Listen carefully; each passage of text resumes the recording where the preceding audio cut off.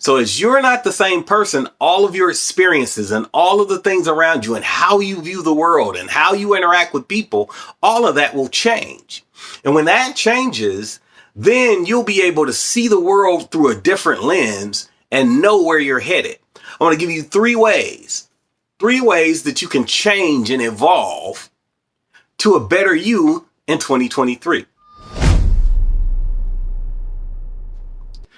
As we're moving into a new year, oftentimes I hear people talk about wanting to have a New Year's resolution or wanting to resolve or be or do something, right? They really want to kick it up a notch and do something different.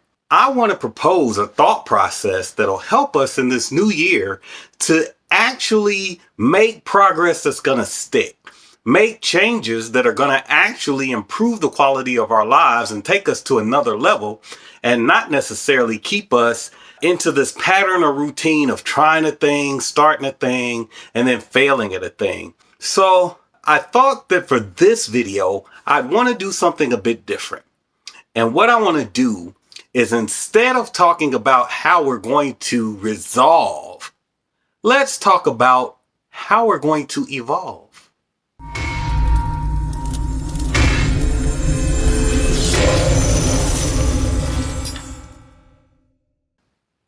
Now, I've made a claim that resolutions can be dangerous or detrimental. So what I want to do is give us 3 different ways that making resolutions can be frustrating, or they can cause frustrations.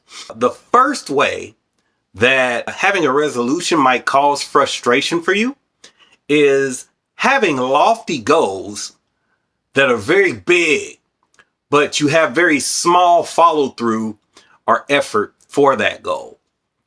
This is a common problem. A lot of times people really pick this grand or big change that they want to make in their lives, and when they assess themselves, they don't really think about the work that's going to be necessary to make that change or to actually do that thing, right? So they set this lofty goal, and then they move toward that goal wholeheartedly, and they do their best to get there. But what ends up happening is they fall short of that goal because their follow through or their actual effort that they put toward the goal is minimal. It hasn't changed. What they haven't taken into account of is the life that they're living, the commitments that they already have, things that are unforeseen that might pop up. And these things are time and energy vampires. They suck all of the life out of us, right? So when it comes time for them to really put forth the extra effort that's going to be needed for them to do the thing that they really want to do, they either don't try it at all, or they give a very poor effort. I like to equate this to if somebody is going to the gym, right? And they want to go work out. They say in their mind, I want to get fit in the new year, right? So they go to the gym and they do all of the things that they think would help them, right? They go and they hit the treadmill, then they lift weights, and they go all out. You know, they go for a full hour and a half, and they do the things that they think are going to help them to lose weight or to get in shape. And the next morning they wake up and their bodies are aching and their muscles are hurting, and really they don't know if they've targeted the right areas or what has happened.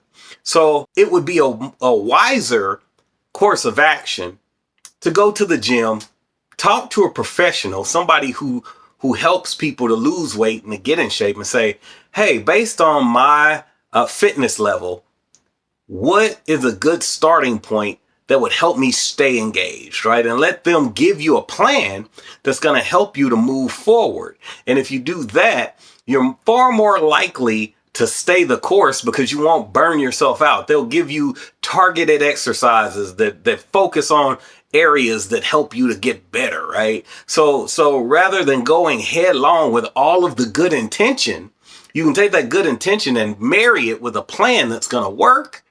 And then you'll start to see results over time, right? And we'll come back. We're going to circle back and talk about that a little bit more. But I really want to move forward and cover these other things, right? The second thing that might frustrate you when you try to have a resolution, or when you try to resolve a thing, is you have intentions, but no discipline of your attention, right? So you have intentions to do a thing, but you have no discipline of your attention span to do a thing.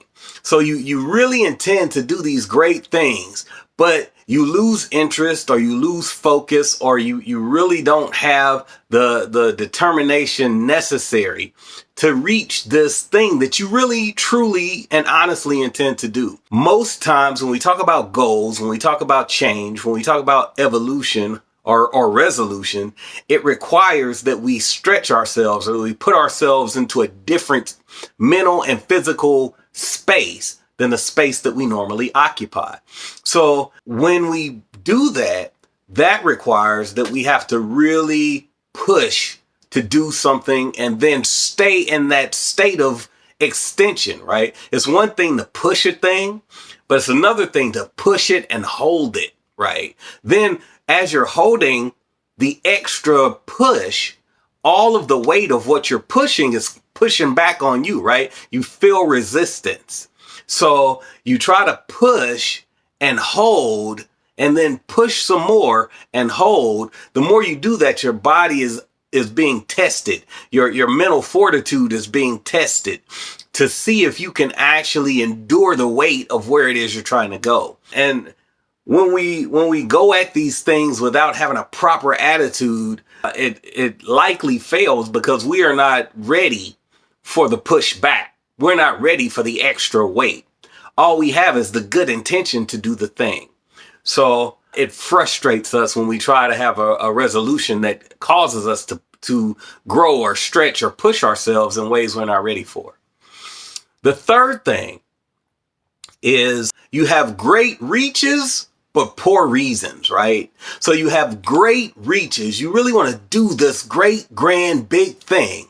But the reason why you want to do this thing is not good enough to sustain you for the time it's going to take for you to be able to do what it is you're trying to do, right? So oftentimes we want to lose weight, but we want to lose weight because we think our mate wants to see us thinner.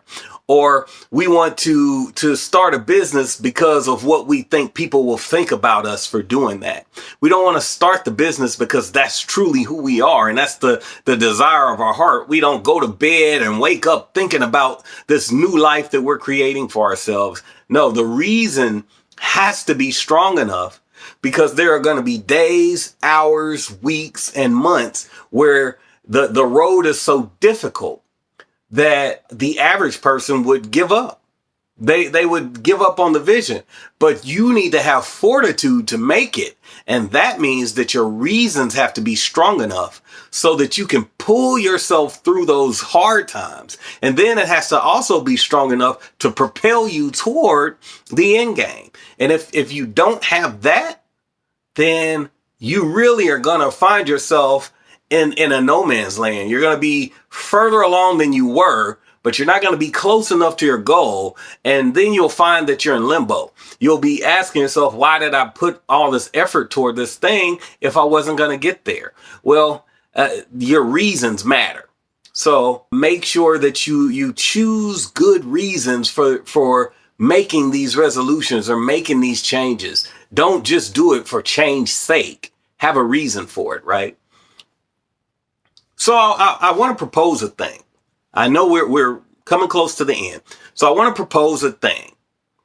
Instead of resolving to do a thing, why not evolve into a new thing, right?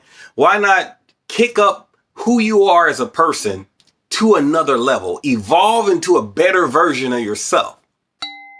If you do that, then everything around you will change, because you're not the same person. So as you're not the same person, all of your experiences and all of the things around you and how you view the world and how you interact with people, all of that will change.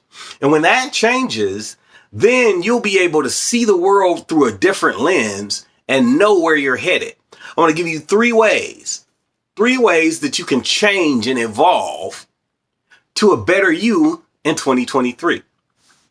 The first way is to be truthful in your planning and in your expectations.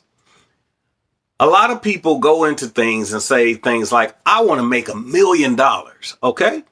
I would say to you as your coach, you can make $1,000,000.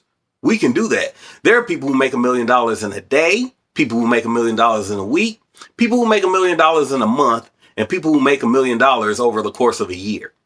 Now, the only thing or the only difference between you and them is they understand what it takes to make that $1,000,000, and then they do the actions that are going to help them to actually make that $1,000,000.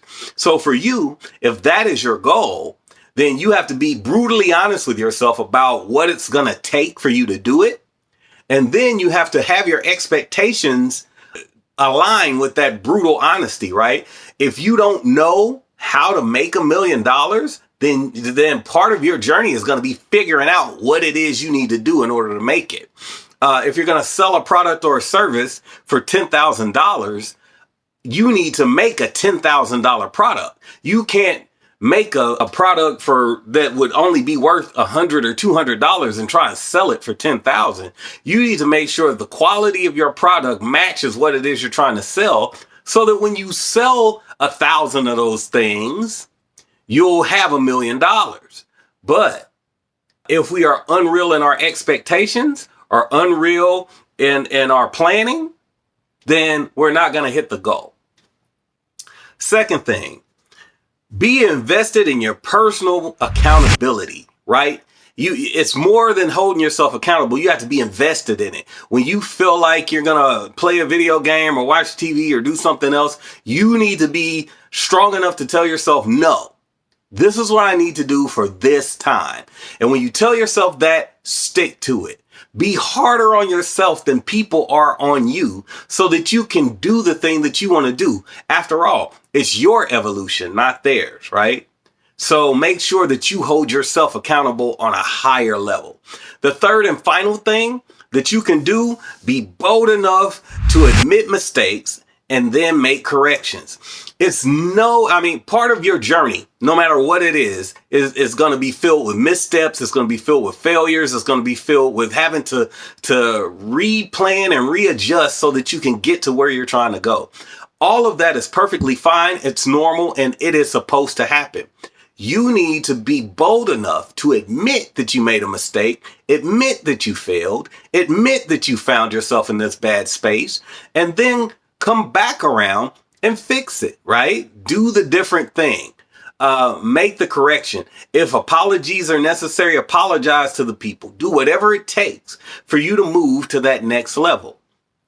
And when you do that, not only will the weight of the failure leave you, but then there will be excitement toward getting it corrected and moving in the way that you need to go. My name is John Frazier. I am the founder of Change 365. We are a mindset coaching firm, and we help people to connect the dots and be able to achieve great things, evolve into who they would like to be, see life from a different lens, and do things that they've never done before. I've partnered with Greg Healy, and we've come up with the Entrepreneur Accelerator Kit, and it helps people to start new businesses, get the mindset that they need, have all the tools at their disposal, and be guided along that process so that they can be successful out of the gate. Most people don't survive the first wave of bad sales. They don't survive the first wave of income. They don't survive all of these different things. But we have come up with a way to help you to do that. You can work with us from if you go to www.followthislink.net and click on the Work With Us tab. There will be an application that you can fill out there. Somebody will talk to you. It's free of charge to you. We will talk to you, help you assess and see if that's going to work for you. And if so, then we will partner together and make sure that you reach the goal that you want to reach in the new year. I'm excited to work with you guys. There's a lot coming up here. Stay tuned and keep it where you've got it. I can't wait to see you, and I'll catch you next time.